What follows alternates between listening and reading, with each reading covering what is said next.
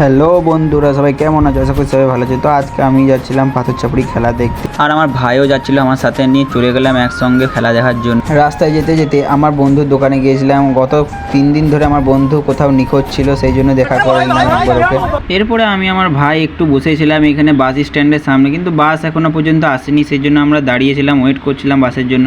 যাই হোক, বাস তো পেলাম না, কিন্তু একটা অটো পেলাম। সেই অটোতে আমাদের ভাড়াটা একটু কমই পড়েছিল, সেই জন্য বাসে না গিয়ে আমরা অটোতে চলে গেলাম। আমরা যে টোটোতে চেপেছিলাম, কিন্তু অটো না টোটো কিছু বুঝতে পারছিলাম না, মনে হচ্ছিল কি এরোপ্লেনে উড়ে যাচ্ছি। আর তারপরে আমরা কিন্তু ল্যান্ডিং করে গেলাম পাথর চাপড়ির মাটিতে একদম।